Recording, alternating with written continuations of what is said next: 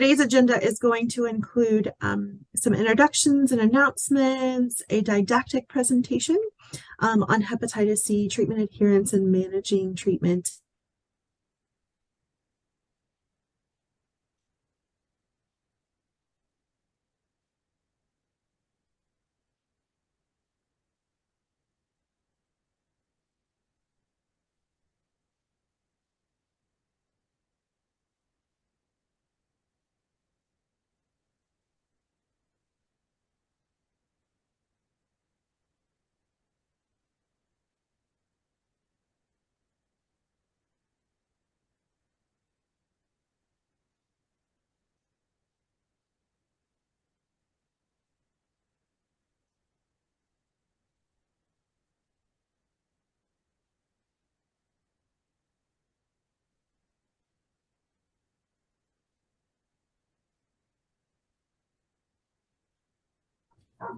Okay, can y'all hear me? This is Lindsay.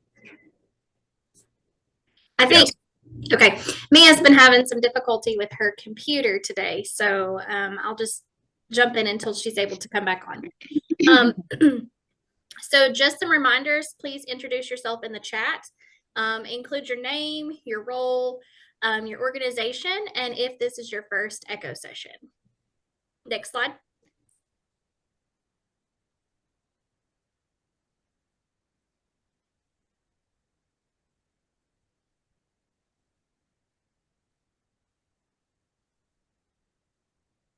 So as Mia had said before, the topic today is the treatment adherence and treatment disruptions. Dr. Chastain will be presenting that here in just a moment. But before we get started with that, we are going to try something new with hot topics. Tanwa, you can go to the next slide.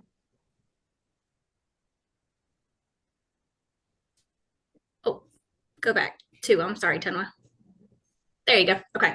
So this hot topics basically is just an opportunity for everyone that's participating today to ask any questions related to hepatitis or treatment. And it does not have to do with the actual presentation topic. And please feel free to come off mute. So just to give a little bit additional context, and for those of you who haven't met yet, I'm Cody Chastain. I'm one of the infectious disease doctors and serves as subject matter expert. We've recognized that some of you have questions that aren't always directly pertinent to the case. It might not always be directly pertinent to the topic, and yet we want to have opportunities for some open discussion and also have opportunities for you to bring either generic questions or theoretical questions and or other contexts to these discussions. We'd still encourage full cases or full questions about like how to manage a specific patient and or how to select a specific treatment. We'd still encourage those to come through as a case submission, but we definitely want to encourage additional discussion and additional questions as people may have them. So at that point, I'll be quiet. You can feel free to share it either in the chat or to come off mute.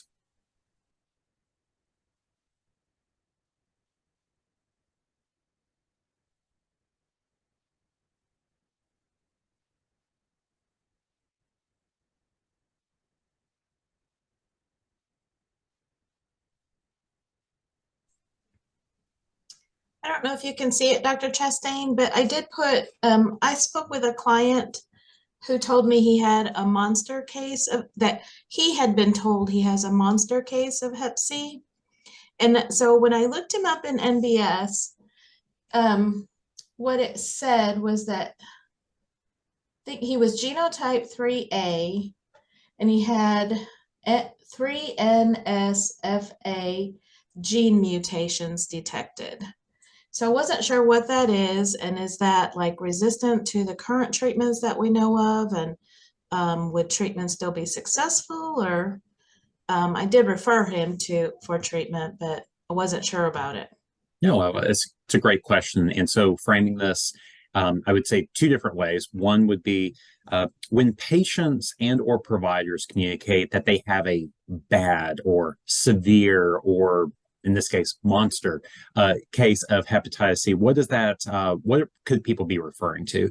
And I would say that most commonly this is one of three things when I hear this from clients, patients, and or other providers. One is that sometimes people are told or review their hepatitis C viral loads, and they see a number that seems extraordinarily high, whether they consider 1,000, 100,000, 1,000,000, 10 million pieces of virus present, and they'll interpret that as a severe or quote unquote bad or advanced case of hepatitis C. And I think what's really important is that with modern direct-acting antiviral therapies, the height of the viral load number has very little correlation with successive treatment. Whether you have a viral load of 10 million or 100, cases are very likely be cured. There is some data that if you're splitting hairs between shorter or longer regimens, sometimes a longer regimen is needed for patients with higher viral loads. And historically, higher viral loads did correlate with a higher likelihood of disease progression to cirrhosis in the future and or more difficultly treating or curing with interferon-based regimens. But that's not the era that we're living in today. We don't wait to treat people who have identified hepatitis C, and we don't strategize about who to treat or not to treat based on viral load. That's one misconception that sometimes either providers or patients or clients have. The second is the degree of inflammation that they may have, and that might be marked by their AST or ALT. And that is clinically important because the more active inflammation is present, the more symptoms they may have, the more damage is occurring, the more likely that that person may progress. We also recognize that liver function tests might vary between patient to patient, and that some patients can advance to cirrhosis or decompensated liver failure with relatively normal liver markers, and there's other patients who can have very abnormal markers and be asymptomatic with no significant scar tissue fibrosis. But that might be the second context. The third is that people might infer that their case of hepatitis C is poor because of the amount of damage that it has subsequently done either to liver or other organs. And then in that case, I do feel like that's actually clinically what we care about. Advanced disease leading to cirrhosis or decompensated liver failure, or in rare cases, kidney complications or autoimmune complications. But those are three ways when I hear from a client or a patient or even another provider, someone has a bad case of hepatitis C, in my mind is, are they talking about viral load? Are they talking about degree of inflammation? Are they talking about the amount of damage that this has done to their body? But that sometimes matters a lot. Sometimes it doesn't matter as much. That's kind of the first question. Second question I heard from you is, okay, we got a patient with genotype 3 and had several different mutations that were identified. I think it's really important to highlight that if someone has genotype 3 and they've never been treated before, regardless of whether any mutations are present or not, they are eligible for treatment with first-line regimens. Glycapro-probentasvir and sofosbuvir are efficacious for people who are treatment naive with genotype 3. The very small caveat is if you have a person with genotype 3 and they have cirrhosis and they've never been treated before, if you're going to choose sofosbuvir, additional testing for genetic resistance may be beneficial because if it's present, you might choose a different regimen. Now, the specific mutation that actually contributes to that is something called a Y93H mutation. That Y93 mutation is one that happens about 10% of people with genotype 3. But I think the easy takeaway here is if you have a person with genotype 3 that's never been treated before, they absolutely can be treated regardless of whether resistance is detected or not detected. And resistance testing is not recommended as a first-line therapy. It's only recommended if a person has genotype 3 and has cirrhosis, and you're going to think about a sofosbuvir-based regimen. So great question. Thanks for sharing. Lindsay, I think that there was I saw a comment or a question that came up in the chat box as well. Yes, there is. Dorinda asked, any recommendations for incarceration? And Dorinda, please feel free to come off mute to clarify your question if you have a specific question. Yeah, so really it's a multi-stage question. So really anything dealing with the incarceration population. So I'm getting patients that are being identified in jail or in prison as having Hep C, and then they're coming for treatment. And it's impossible to get previous medical records. So we have to go based on the patient's understanding of what treatment they may or may not have received. But then also there are some persons, about 40 of them, that have tested positive in our local jail. Is it possible to get any patient assistance for treatment while someone is in jail? And then what about interruptions when they go to jail? So obviously we're dealing with a population that has IV drug use issues, so there's a lot of petty crime associated to support the habit, and so they're revolving in and out of jail. And how do we deal with that to try to have fewer interruptions in treatment within our community? Well, so yes, all fantastic questions. And this is why we love people to come off mute and actually to share, because that is, really adds a lot of color. Thanks for your questions, Dorinda, and thanks for participating. I'm actually going to save that last question for my presentation today, because interruptions during treatment is really, really important. And whether it be related to incarceration, time in jail, or for other reasons, it's something we have to wrestle with. The two other components you asked about, as far as, I'll do them in inverse order. Can you access treatments for people who are currently in jail or incarcerated through patient assistance programs and others? And I would say, yes, maybe. And the reason for the inconclusive answer is that it ultimately depends on whether there is any healthcare infrastructure, insurance, or other programs in place. I'll give you an extreme example. If someone is incarcerated in a state or federal system that has a entity that provides medical care, provides medication coverage and prescriptions through either a private and or public context, then that will be treated as a quote unquote insurance program by many patient assistance programs.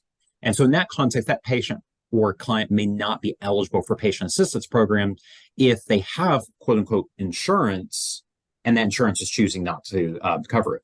That is often different with people who are incarcerated or in jail for a shorter period of time. If someone is in a jail or another setting for a span of weeks to months, and that entity does not have a systematic medical care program that is in place to cover other medical costs, chronic care, and or other aspects, those people often are still considered underinsured or uninsured. And if the appropriate medical data can be collected on their behalf, patient assistance programs can be engaged. Often the challenge is that medical providers often don't have access to all the medical assessments or tools that are necessary to help navigate that patient assistance process. But theoretically, those patients who are uninsured, that doesn't have an umbrella for medical care over them, are still eligible for patient assistance programs. But the devil's in the details for individual cases and individual settings.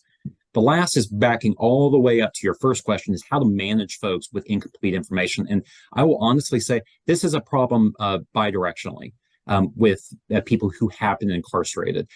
When I see someone in my clinic who has been incarcerated in the past, often I have very limited medical information about their assessment, whether they were treated, and if they were treated, what they were treated with. And it's very difficult for me, even with the client or the patient's help, to acquire their medical records from a system of care that they've been engaged with before. And I understand that's also true the other direction, is that clients or patients who are incarcerated may not recall where they were cared for, who cared for them, what they were treated with. I think it's a big takeaway here, which is really important, is if someone has been treated for hepatitis C with one of our first-line regimens today, and they weren't cured, if you treat them with a first-line regimen again, which theoretically would be inappropriate based on our guidelines, because you should move on to second-line therapy, but even if you did, there's actually a relatively high cure rate. Cure rate of people just simply repeating the exact same regimen can range from anywhere from 60 to 80%. And so the cure rate is relatively high, even if you don't have information and you treat them with the first line therapy. And it's very unlikely to harm the individual. You just might not get as high of a cure rate as you would if you went on to that second line therapy. The other aspect is we recognize that some people have been treated for hepatitis C, cured, and then reinfected again, whether it be through injection drug use, contaminated healthcare equipment for things like tattoos, and or other exposures. So in that context, it is something to consider that many of the patients who have been treated before, they might have been cured, but actually their current infection is a new infection. So when in doubt, I often recognize that treating with a first-line regimen is still a reasonable option for patients when we can't acquire all of their other medical evaluation and or treatment history. And Mia, thank you so much for sharing that resource. I don't know if you want to say something further on that context. Yeah, hopefully I'll stay connected this time. But for those individuals that are incarcerated through the Tennessee Department of Corrections, so this will be the state-owned prison systems, then you can request medical records. I will say, having requested some on our end, even this is the process that we have to use, it can be a little bit, it takes a little while to get a response or your records back rather. And I do believe, Lindsay, correct me if I'm wrong, because you probably have more experience requesting these in this manner, but I do believe you have to have the patient signature to get these records if they are already released from TDOC. And so that is a potential resource. I will just say too, I know that we kind of echo what you have mentioned today. Some of the experiences in terms of reaching out to patient assistance programs while a person is incarcerated, particularly in the jails where they're not actively being treated per se, is a little bit more challenging, and also I think has varied by the manufacturer and who we're trying to reach out to, because we've had some different experiences trying to assist clients through the different drug manufacturer companies as well. So really appreciate this question, though. This is a great topic. And this is potentially a good one for us to think about, Mia and Lindsay, and also from other teams, about thinking about hepatitis C in incarcerated settings, and maybe expanding out what some of the challenges and opportunities are in that as well. So, absolutely, we really appreciate talking about this. 40 positive in our local jail. Yeah, I do know we have, and feel free to connect with us offline, but I know we've worked on doing like some linkage to care when those individuals are released, and had some success with that as well, so that they at least have something lined up when they're released. So feel free to email us at echo.tn, and we're happy to talk about it more too. Other questions or topics that we want to bring up today before we jump into our didactic presentation? And it sounds like hit on some of these other things that have already been brought up.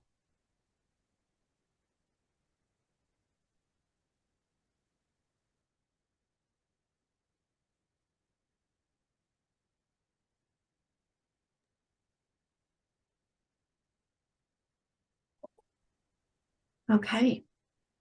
Well, Dr. Chastain, it sounded like you jumped in pretty quickly as I was getting kicked off the system. So I truly appreciate everyone doing that, and apologies for the inconveniences as we got started. But I will pass it back to you as we get started with the didactic presentation and talking about treatment adherence and managing treatment disruptions. sure. And we can move on to the my next slide, which is just my disclosure slide, saying that I don't have any disclosures. And as Mia said, we're going to talk about hepatitis C treatment adherence and managing treatment disruptions. At the end of this session, which we are going to try to compress some of our didactic sessions moving forward to build in more time for some of these important discussions and questions, because so thankful for the questions that were shared this morning from both Lila and Dorinda. We want to answer your questions. We want to engage in topics that you care about. And so we are going to specifically build in time to make sure that we are able to kind of crowdsource things that are important to you, that goes beyond our scheduled presentations and the cases that have been shared. But for the end of this session, my hope is that you'll be able to recall the general approach to hepatitis C treatment non-adherence based on available data, and that you'll be able to apply the AASLD IDSA hepatitis C virus guidance recommendations regarding incomplete adherence to client patients and cases. Next slide, please. So this was a huge boon to me several years ago. This was one of the most common questions that I get in clinical practice from colleagues, peers, and or consultations about, well, what do we do when patient misses blank? And I'd ask, well, how long have they taken that medicine? It's like, oh, well, this happened and this happened, or well, this happened. And to be honest, a lot of this was based on clinical experience and very limited data. But several years ago, the AASLD and IDSA actually incorporated a section into the guidelines that were so important. So if you go to hcvguidelines.org, you actually can hover over the test, evaluate, and monitor banner. We can move to the next slide. And when you hover over that area, you can actually see down below, there is a section called incomplete adherence. And if you click on that button, it will take you to another section related all about how to manage individuals who have had incomplete adherence for a variety of reasons. Next slide, please. So let me give you some general background to non-adherence per the treatment guidance. First of all, we should always ask about factors contributing to non-adherence. We should not just jump ahead or says like, well, you need to take your medicines as prescribed, or you need to do this, or you really can't miss any doses. We need to understand why. And we need to do that in a patient-centered way or a client-centered way to make sure to recognize that it's common to miss medications for one reason or another. And so I'll be honest, one of the ways that I do this in my clinical practice, when I ask my patients who have either HIV or viral hepatitis about taking their medications, I'll ask them, in the past 7 days, how many doses of your medications have you missed? 1, 2, more? The reason I frame it in that way, you notice that I asked, in the past 7 days, how many have you missed? I didn't ask, do you miss any medicine? Or did you miss any medicines? Or you haven't missed any medicines, have you?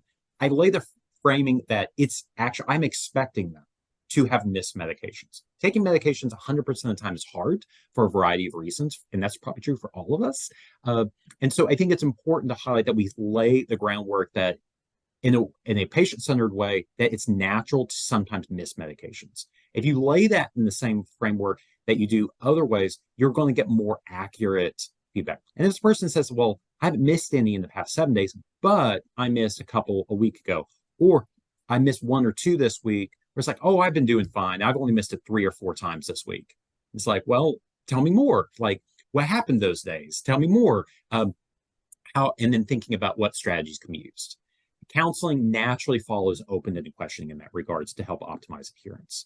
But it is important for providers on this call to recognize that treatment interruptions less than 7 days are unlikely to impact sustained virologic response. There's been a variety of studies looking at this, but one of my favorite studies looked at 103 participants taking sofosbuvir, and they were using electronic blister packs. This was actually a group of individuals who actually were actively using substances. And so there was a lot of very close monitoring of this group to figure out what was their adherence like, and also what was the cure rate like among people who were actively using drugs.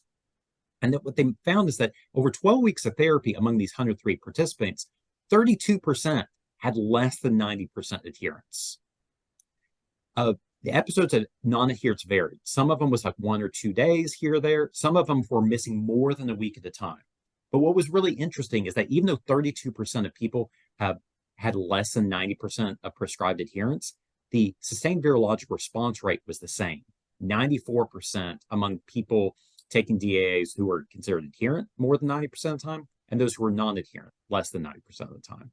And so it is important for us to highlight, yes, if you miss lots of medication or you prematurely terminate therapy, you can have a lower cure rate. For instance, if you stop taking a course of medicine after 4 weeks or after 8 weeks, when you've been prescribed 8 or 12 weeks, the cure rate is lower. And that's the reason that the durations of therapy are currently recommended 8 or 12 weeks for most patients. That being said, some patients can be cured with shorter courses of therapy. Some patients can be cured with 4 weeks of therapy, and others can be cured with 6 weeks of therapy or 8 weeks of therapy. The reason that 8 weeks for glycoprobeneciclib and 12 weeks for sofosbuvir were selected was the idea that we want to be as confident as possible that as many people as possible can be cured with a single round of therapy and not unnecessarily use more medications. Of course, we could prescribe everybody years of medications, but that probably doesn't increase the cure rate very much. And so in this context, premature discontinuation is something we should try to avoid, but intermittent non-adherence can be managed and we can still end up with optimal outcomes. We can move to the next slide. That's a lot of the talking, but I do want to highlight that if you go to this section about incomplete adherence, there is this figure, and this basically tells you everything you know. And so if you don't remember anything else I say for the next 5 or 10 minutes, I would encourage you, to go to that web page that Mia had put in the chat box, open up that section and look at this figure and either print it out, copy and paste it into another document, have it available for you in the future or for other people, or just remember that the guidelines has a section that addresses this directly. And it splits it into two different chunks. Interruption during the first 28 days of therapy, or essentially the first month of therapy, or interruptions after receiving 1 month of therapy. And it differentiates between missing less than 7 days, missing between 8 and 20 days, or missing more than 21 consecutive days. We can move to the next slide. What does this figure or this guidance not apply to? Well, and who does it apply to? The data that we have really focuses on treatment-naive people who have acute or chronic hepatitis C without cirrhosis or with compensated cirrhosis, and who are receiving some of our modern regimens, like ibuprofen, sulfosterol, valproatovir. Don't have a lot of data to inform us about a lot of the older regimens like declatosphere or elvisir, grizoprevir, or some of the other regimens. But for the vast majority, you're not using any of those in clinical practice. You're using first-line agents that have been first-line in the guidance over the past 4 or 5 years.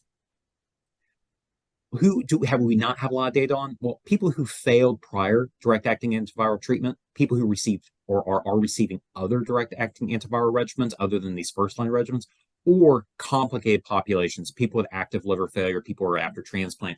There are settings where an expert might recommend something different. But 95% of the people that you're going to manage, 95% of the people who are treated today fit within this section of the guidelines. Next slide, please. So this is a zoomed in view of the left side of the figure, interruptions during the first 28 days of DAA therapy. If you've missed less than or equal to 7 days, all it's recommended is start the medicine again. Finish it. Take all the medicines you get. You'll just finish a little bit later than you originally had planned to. If you were scheduled for 8 weeks medicine, take 8 weeks medicine. If you're scheduled for 12 weeks medicine, take 12 weeks medicine. If you've missed more than a week of therapy, what do? Start the medicine again. Start as quickly as possible. Ideally, we would also obtain a hepatitis C RNA polymerase chain reaction test as soon as possible. Ideally, that would be the same day as starting therapy. And the idea behind that is that if it's negative, we can feel confident that we can continue the same course of therapy, although some people would recommend adding an extra 4 weeks of treatment for genotype 3 and or cirrhotic patients.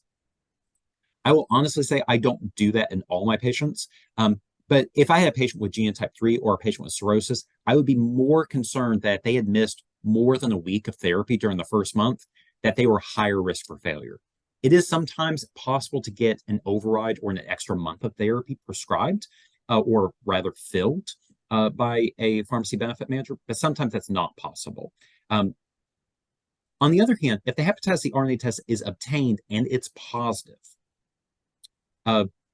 we will think about extending therapy for 4 weeks. There is something that says that if HCV RNA is positive or not obtained, extend DA therapy for an additional 4 weeks. I will honestly tell you that if I can't get it, I don't routinely extend by 4 weeks because a lot of patients are fully suppressed. So in my personal practice, I don't follow the guidelines in this context because I think it's very difficult for us to acquire the medications and for that extension. However, if I'm able to get the labs and I'm able to demonstrate that their virus is detectable, because at least in part due to that period of time off of therapy, extending the course of therapy by 4 weeks may be beneficial. Let's go to the next slide, and I'm going to have some cases to illustrate this. The next slide is the right side of that figure, interruptions after receiving 28 days of DA therapy. Well, again, if you missed it less than 7 days, just start taking it. Nothing to do, no labs to check. Just finish out the entire course of therapy as you're prescribed.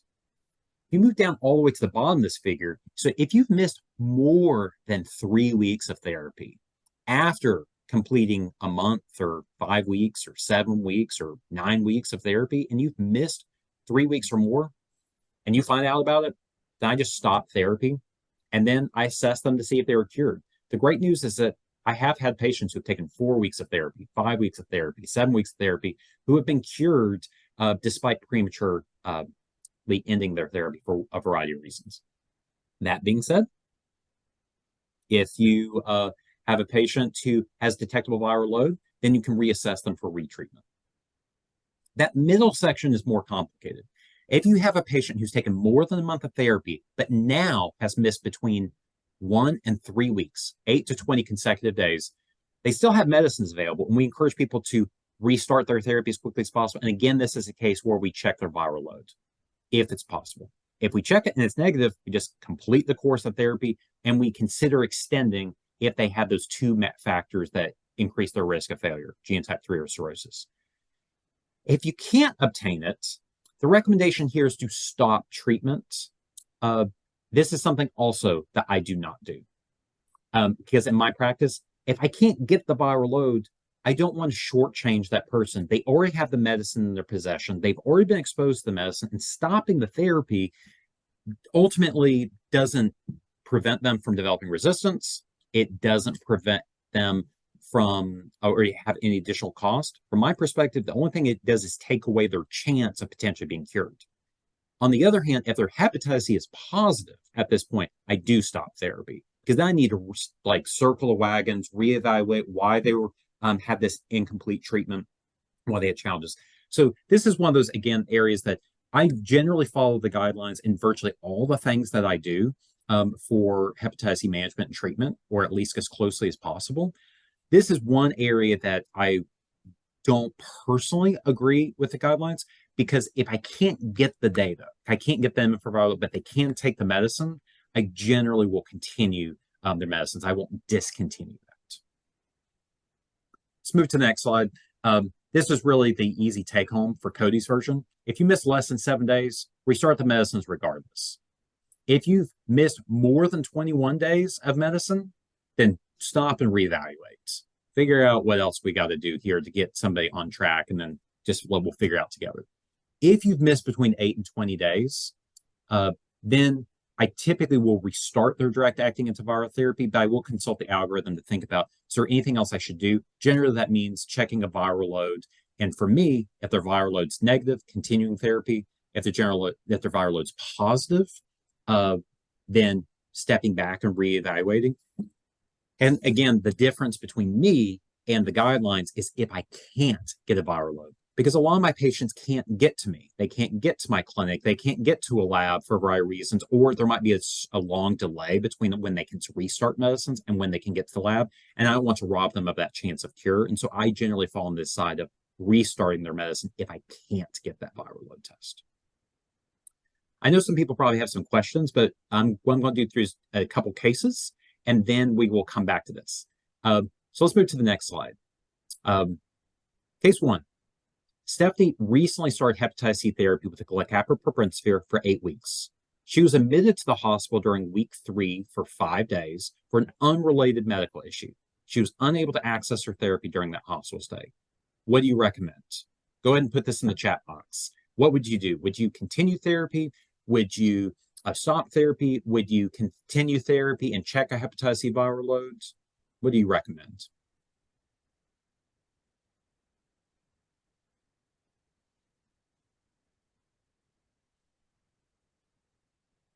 Lots of votes for continuing. Yes, we're building bridges right on what I just told you, right? Less than 7 days, our general plan is to continue therapy. And what I really appreciate is Dorinda's comment of restart ASAP, as quickly as possible. Let's move on to the next slide. This is a great illustration that this happens, right? Stephanie, there was something else that came up, went to the hospital, couldn't get their medicines there. It wasn't on formulary, missed the less than 7 days. Restart as quickly as possible. This was within the first 28 days. We're going to continue her treatment as previously planned. So again, illustrating here, all you need to know is to be able to get back to the guidelines, hcvguidelines.org, go to that first bar, go down to the incomplete adherence section, go down to the figure, or go to the link that Mia shared.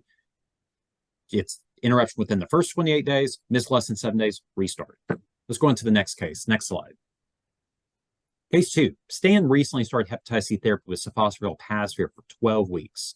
He was seen at week 4 and reported excellent adherence with no adverse effects. You thought everything was great. But this comes to Dorinda's third question earlier. Calls your clinic week 7 and stated that he was in jail and missed his therapy for the past 10 days. So he basically took about 5 weeks of medicine, but then missed a week and a half, missed 10 days. What is he supposed to do? So again, what do you recommend? Do you recommend continuing therapy ASAP? Do Do you recommend stopping it altogether? Do you recommend continuing it, but checking a hepatitis C viral load as soon as possible?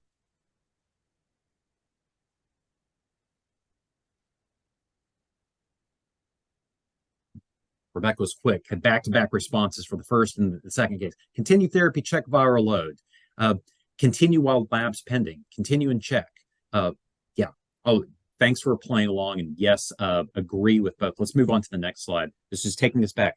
Again, going to that same figure, we look at the right side because this is after the 28 days of therapy. And we're in that middle bucket, missed between 8 and 20 consecutive days. So the goal is to restart therapy immediately. And that takes precedence over getting a lab. If you can't get the lab for 1 or 2 days or 3 days, you still start the medicine back as quickly as possible. You obtain the hepatitis C viral load test. And if it's negative, great news. We can continue with therapy. If you have access to additional data about genotype or cirrhosis status, you might consider extending therapy, although it's not required. On the other hand, if the viral load's positive, typically we stop and evaluate for retreatment. And again, this is the discrepancy between my personal practice and the guidelines. If Stan was not able to get into a lab that he could take his medicine, the guidelines say stop treatment. In my practice, there's a lot of Stans out there that I can't get back into my clinic, but Stan's willing to take his medicine. So my personal practice is that Stan's got nothing to lose. He's got the medicine in hand, and there's really nothing to be lost of continuing the therapy. So while I would try to get a viral load to better inform things, if I can't get it, I would restart and continue the therapy as quickly as possible and maintain it. Let's move on to that last case. Next slide. Case 3, Stephen recently started hepatitis C therapy with sulfoxaflor valpassor times 12 weeks. He missed his week 4 telemedicine visit, but it appears that his medicines were delivered based on his patient assistance program as far as you knew. He presents to clinic at week 8. He took 4 weeks of therapy. They say he never received a second refill, and he never took medicine since. So what do you recommend at this point? Do you restart the medicines? Do you stop the therapy and evaluate him? Or do you tell him, restart it today and let's check a viral load?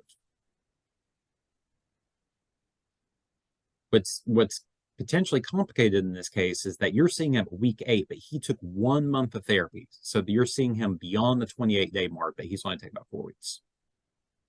Trying to put yourself out there. Stop and check for SVR12. Stop therapy, reevaluate. Check a viral load. Yeah, so let's move on to this next one. Stop, reevaluate, stop. Yeah, and I agree. It's like this is the kind of once you get more than 3 weeks of disruption, you just got to take a step back and reevaluate. The great news is that for Stephen is that he might be cured. He might be one of those lucky people that 4 weeks of therapy is enough, and you can reevaluate. Some people check a hepatitis C viral load at this appointment. Some people say, well, at this point, we're just going to check a hepatitis C viral load 3 months after you last took medicines, 2 months from now. If you check a viral load today and it's negative, that's great news. But you still need to check it 2 months later for an SVR12, 12 weeks after therapy. On the other hand, you might choose to wait for 2 more months to do that blood draw. And that might be done based on accessibility, patients' availability, cost of labs, and all those different factors. The other possibility is that if you check a viral load today and it's positive, you can immediately engage the person in thinking about retreatment. And thinking about, well, what happened this last time? How can we avoid that next time? And should we consider to move on to link you to additional local care or to move on to second-line therapy? I think this might be my last slide, so we can move to the next one. And I just want to highlight any questions about interruptions of therapy or how to get to this spot in the guidelines. Feel free to come off mute or to drop a question in the chat box.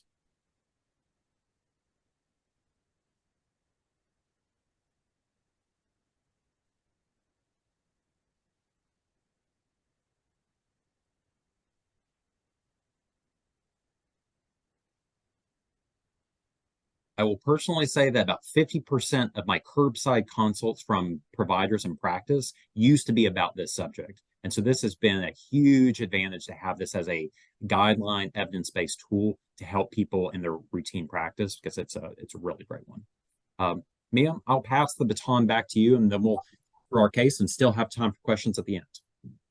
That sounds great. So, yeah, I will say even within the health department and our treating providers, this has come up multiple times. I'm sure we reached out to you too, Dr. Chastain.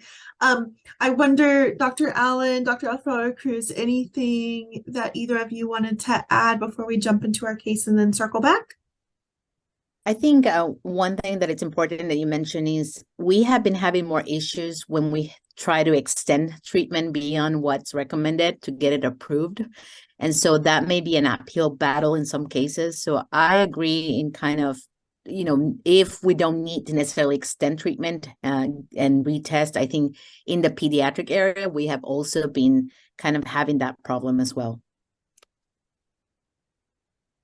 Helpful context, thank you. And yeah, I wondered about that, if it would be hard to kind of from the pharmaceutical and copay piece, how challenging it would be. But helpful and encouraging to know too that patient assistance programs are available for retreatment options as well. So, all right, well, Lindsay,